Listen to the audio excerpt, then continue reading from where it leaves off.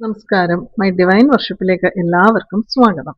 ഇന്ന് പറയുന്നത് ഈ ജൂൺ 18 പൂയം നക്ഷത്രമാണ് വരുന്നത്.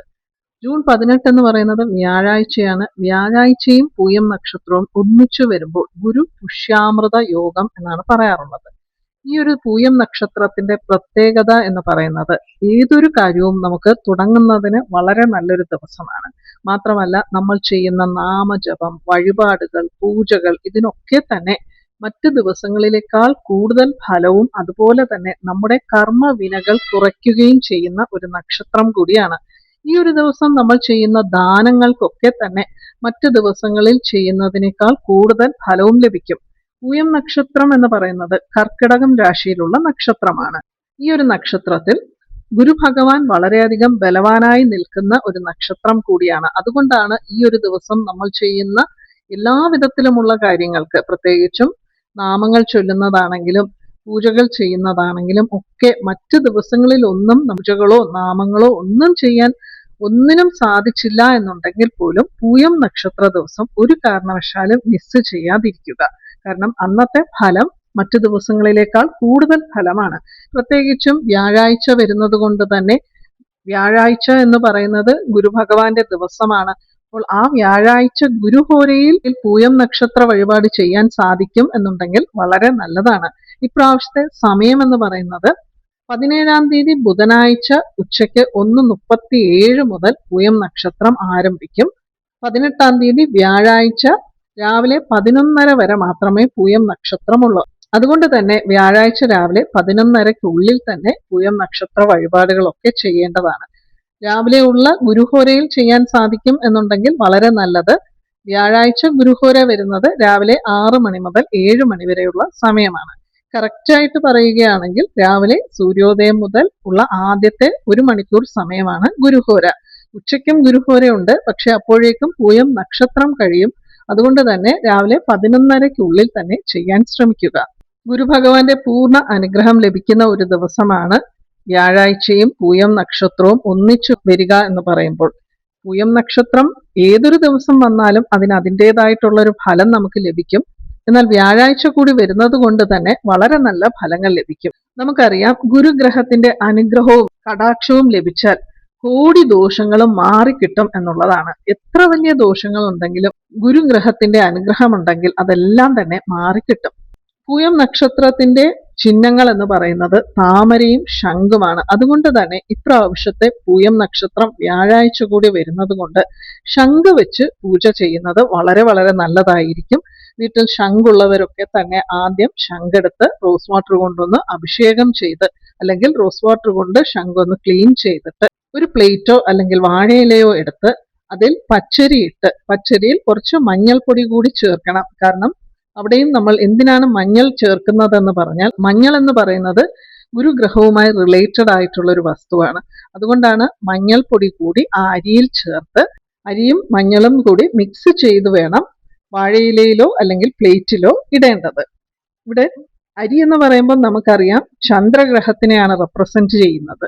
പൂയം നക്ഷത്രത്തിൽ ചന്ദ്രനും കർക്കിടക രാശിയിലാണുള്ളത്. ചന്ദ്രൻ എന്ന് പറഞ്ഞാൽ മനോകാരകനാണ്. ഗുരുഭഗവാൻ എന്ന് പറഞ്ഞാൽ ഭാഗ്യകാരകനാണ്. പൂയം നക്ഷത്രത്തിന്റെ ദേവൻ എന്ന് പറയുന്നത് ശനിദേവനാണ്. അപ്പോൾ ശനീശ്വരൻ എന്ന് പറഞ്ഞാൽ കർമ്മകാരകനാണ്. അപ്പോൾ നമുക്ക് ഈ ഒരു ദിവസം നമ്മൾ ചെയ്യുന്ന കാര്യങ്ങൾക്ക്, പൂജകൾക്ക്, വഴിപാടുകൾക്ക് ചന്ദ്രഭഗവാന്റെ അനുഗ്രഹം, ഗുരുഭഗവാന്റെ അനുഗ്രഹം, ശനീശ്വരന്റെ അനുഗ്രഹം, ഈ 3 ഗ്രഹങ്ങളുടെ അനുഗ്രഹം ഒന്നിച്ചു ലഭിക്കുന്ന ഒരു ദിവസം കൂടിയാണിത്.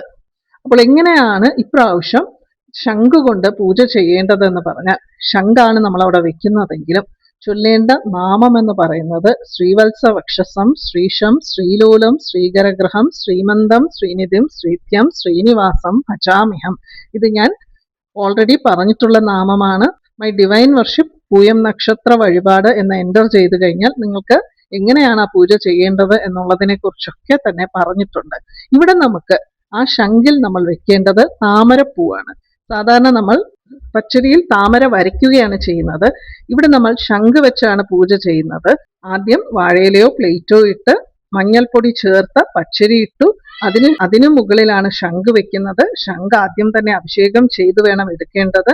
ശംഖ് വെച്ച് ശംഖിൽ കുറച്ച് വെള്ളം ഒഴിച്ച്, എന്നിട്ട് നമ്മൾ ആ തുളസി ഇലകൾ ഇടുന്ന ആ ഒരു ഭാഗത്ത് ഇപ്രാവശ്യം പൂയം നക്ഷത്രത്തിന്റെ ചിഹ്നമായ താമരപ്പൂവാണ് വെക്കേണ്ടത്. താമരപ്പൂവും ആ ശംഖിന്റെ വാൽ പകുതിയിൽ, അതായത് അറ്റത്ത് അവിടെ ഒരു കൂവളയിലയും വെക്കാവുന്നതാണ്. കൂവളയില കിട്ടും എന്നുള്ളവർ മാത്രം വെച്ചാൽ മതി. 108 തവണയാണ് ഈ ഒരു നാമം ചൊല്ലി അർച്ചന ചെയ്യേണ്ടത്. അർച്ചനയ്ക്കായിട്ട് നമുക്ക് മുല്ലപ്പൂക്കൾ ഉണ്ടെങ്കിൽ മുല്ലപ്പൂക്കൾ, അല്ലെങ്കിൽ തുളസി ഇലകളോ കൂവള ഇലകളോ കൊണ്ട് അർച്ചന ചെയ്യാം. ഇതൊന്നും ഇല്ല എന്നുണ്ടെങ്കിൽ നിങ്ങൾക്ക് അവൈലബിൾ ആയിട്ടുള്ള ഏതൊരു പൂക്കൾ കൊണ്ടും 108 തവണ അർച്ചന ചെയ്ത് പ്രാർത്ഥിക്കാവുന്നതാണ്. ഇവിടെ നമ്മൾ മഹാവിഷ്ണുവിനെയും മഹാലക്ഷ്മിയെയും ഒന്നിച്ചാണ് പ്രാർത്ഥിക്കുന്നത്.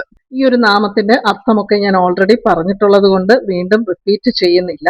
കഴിവതും വ്യാഴാഴ്ച തന്നെ പൂയം നക്ഷത്ര വഴിപാട് ചെയ്യാൻ ശ്രമിക്കുക. കാരണം അപ്പോഴാണ് അതിന് കൂടുതൽ നല്ല ഫലങ്ങൾ ലഭിക്കുന്നത്. വ്യാഴാഴ്ച എന്ന് പറഞ്ഞാൽ ഗുരുവാരമാണ്, ഗുരുവിന്റെ ദിവസമാണ്. അതുകൊണ്ടാണ് ഗുരുവാരത്തിൽ വരുന്ന പൂയം നക്ഷത്രത്തിന് ഇത്രയധികം പ്രത്യേകത. ഇനിയിപ്പോൾ വ്യാഴാഴ്ച രാവിലെ 11:30 വരെ മാത്രമേ ഉള്ളൂ പൂയം നക്ഷത്രം. എന്തെങ്കിലും കാരണവശാൽ നിങ്ങൾക്ക് വ്യാഴാഴ്ച ചെയ്യാൻ സാധിക്കില്ല എന്നുണ്ടെങ്കിൽ മാത്രം ബുധനാഴ്ച സന്ധ്യയ്ക്ക് പൂയം നക്ഷത്ര വഴിപാട് ചെയ്യാവുന്നതാണ്. അത് സെക്കൻഡ് ഓപ്ഷൻ ആണ്. ചിലപ്പോൾ രാവിലെ ചെയ്യാൻ സാധിക്കാത്ത ഒരുപാട് പേരുണ്ടായിരിക്കും. അങ്ങനെയുള്ളവർക്ക് വെനസ്ഡേ തന്നെ സന്ധ്യയ്ക്ക് ചെയ്യാവുന്നതാണ്.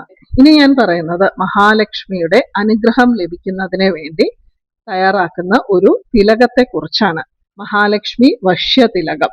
ഈ ഒരു തിലകം നമുക്ക് വീട്ടിൽ തന്നെ ഉണ്ടാക്കി എല്ലാ ദിവസവും നമ്മുടെ നെറ്റിയിൽ തൊടാവുന്നതാണ്.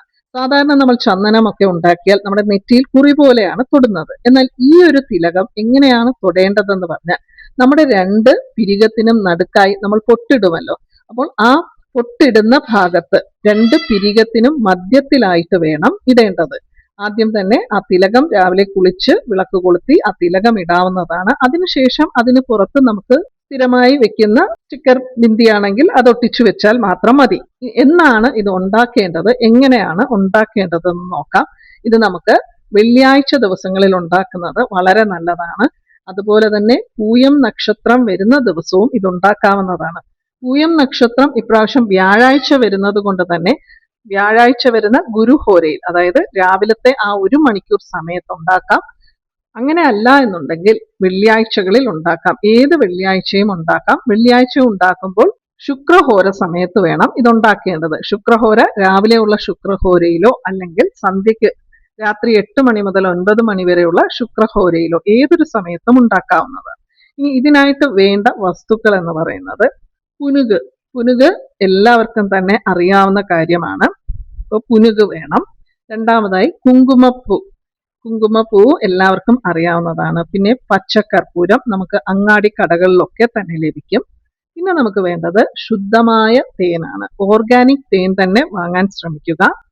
അതുപോലെ നെയ്യ്, പശുവിൻ നെയ്യ് നമുക്ക് അറിയാവുന്ന എവിടെ നിന്നെങ്കിലും വാങ്ങാൻ സാധിക്കുമെന്നുണ്ടെങ്കിൽ അങ്ങനെ വാങ്ങുന്നതാണ് ഏറ്റവും നല്ലത്. അല്ലെങ്കിൽ നമുക്ക് തന്നെ വീട്ടിൽ ഉണ്ടാക്കിയെടുക്കാം.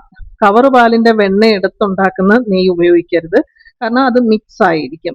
പശുവിന്റെ തന്നെ നെയ്യ് വേണം. അതുകൊണ്ട് തന്നെ A2 ഗീ ഒക്കെ കിട്ടുമല്ലോ, അത് ചെറിയൊരു കുപ്പി വാങ്ങിച്ചാൽ മതി. നമുക്ക് ഇതിനാവശ്യം വെറും ഒരേ ഒരു ചെറിയ സ്പൂൺ മാത്രമേ ഉള്ളൂ. എന്നിരുന്നാലും മറ്റാവശ്യങ്ങൾക്ക് വേണ്ടിയിട്ടൊക്കെ തന്നെ ശുദ്ധമായ നെയ്യ് ഉപയോഗിക്കേണ്ട ആവശ്യങ്ങൾക്ക് വേണ്ടി നമുക്കത് ഉപയോഗിക്കാവുന്നതാണ്. കുറച്ച് കോസ്റ്റ്ലി ആണ്. ഓർഗാനിക് തേനും ഓർഗാനിക് ഗീയും ഒക്കെ തന്നെ കോസ്റ്റ്ലി ആണ്. ശുദ്ധമായത് ഉപയോഗിച്ചാൽ മാത്രമേ നമ്മൾ നെറ്റിയിൽ അണിയുന്ന ആ തിലകത്തിന് അതിൻ്റെതായിട്ടുള്ളൊരു വശ്യശക്തി ലഭിക്കുകയുള്ളൂ. മയിലുകൾ വളരെയധികം ബഹളം ഉണ്ടാക്കിക്കൊണ്ടിരിക്കുകയാണ്. പിന്നെ നമുക്ക് ഇതിൽ ആവശ്യമായിട്ടുള്ള ഒരു മെയിൻ ആയിട്ടുള്ള ഒരു ഇൻഗ്രീഡിയന്റ് എന്ന് പറയുന്നത് ഗോരോചനം എന്ന് പറയുന്നതാണ്. ഇനിയിപ്പോൾ ഗോരോചനം ഇല്ല നിങ്ങളുടെ കയ്യിലെങ്കിൽ അതിനുള്ള സെക്കൻഡ് ഓപ്ഷൻ എന്ന് പറയുന്നത് കസ്തൂരിയാണ്. കസ്തൂരി മഞ്ഞളല്ല, കസ്തൂരി എന്ന് പറഞ്ഞിട്ട് നമുക്ക് ലഭിക്കും. അപ്പോൾ ഈ ഗോരോചനമാണെങ്കിലും കസ്തൂരി ആണെങ്കിലും ഇപ്പോൾ പ്യുവർ ഒന്നും നമുക്ക് ലഭിക്കില്ല. അപ്പോൾ നമുക്ക് അവൈലബിൾ ആയിട്ടുള്ളത് വാങ്ങിയാൽ മാത്രം മതി. കാരണം ഗോരോചനമൊക്കെ ഒറിജിനൽ കിട്ടാൻ വളരെ വളരെ ബുദ്ധിമുട്ടാണ്, വളരെ വളരെ കോസ്റ്റ്ലിയുമാണ്. അതുപോലെ തന്നെയാണ് കസ്തൂരിയും. നമുക്ക് അവൈലബിൾ ആയിട്ടുള്ളത് പ്യുവർ ഒന്നുമല്ല, എന്നാലും ഫ്ലിപ്കാർട്ടിലൊക്കെ അവൈലബിൾ ആണ്. അത് വാങ്ങിയാൽ മതി. നമ്മൾ ഇഞ്ചിയും വെളുത്തുള്ളിയും ഒക്കെ ചതയ്ക്കുന്ന കല്ലുണ്ടല്ലോ, അതിൽ വെച്ച് വേണം ചെയ്യേണ്ടത്. ഇതിന് നമ്മൾ മിക്സി ഒന്നും ഉപയോഗിക്കാൻ പാടില്ല. മിക്സിയിൽ ഇത് 1 സ്പൂൺ വീതം നമുക്ക് ഉണ്ടാക്കാനും സാധിക്കില്ല. ഇതെല്ലാം ഓരോ സ്പൂൺ വീതം, 1 ടീസ്പൂണാണ് എടുക്കുന്നതെങ്കിൽ എല്ലാം ഓരോ ടീസ്പൂൺ വീതമാണ് എടുക്കേണ്ടത്. അതിനുശേഷം നമുക്ക് തേനും നെയ്യുമാണ് ചേർക്കേണ്ടത്. അത് ആദ്യം തന്നെ ഓരോ സ്പൂൺ വീതം എടുത്തു വെച്ചിട്ട് രണ്ടും പകുതി പകുതി ചേർത്ത് ആ ഒരു തേനും നെയ്യും അവസാനം മാത്രം ചേർത്താൽ മതി. എല്ലാം ഒരേ അളവിലാണ് എടുക്കേണ്ടത്.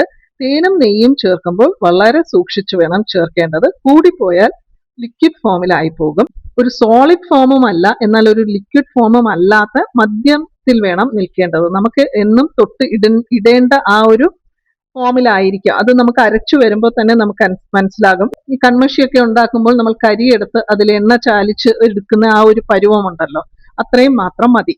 ഇത് സൂക്ഷിക്കേണ്ടത് ഒരു വെള്ളിപ്പാത്രത്തിൽ, ഒരു ചെറിയ ഒരു വെള്ളിപ്പാത്രം വാങ്ങി വെള്ളിപ്പാത്രത്തിൽ വേണം ഇത് സൂക്ഷിക്കേണ്ടത്. ബ്രാസിലും കോപ്പറിലും ഒക്കെ ഇത് വെച്ച് കഴിഞ്ഞാൽ അതുമായിട്ടുള്ളൊരു റിയാക്ഷൻ ഒക്കെ ഉണ്ടാകും. സ്റ്റീൽ ഉപയോഗിക്കാനേ പാടില്ല. ഇനിയിപ്പോൾ വെള്ളി ഇല്ല തൽക്കാലത്തേക്കുണ്ടെങ്കിൽ ഒരു ചെറിയ കണ്ണാടി പാത്രത്തിൽ വെക്കുക. അത് ഒരു സെക്കൻഡ് ഓപ്ഷൻ ആണ്. വെള്ളിയിൽ വെക്കുമ്പോഴാണ് അതിനൊരു വശ്യശക്തി കൂടുന്നത്.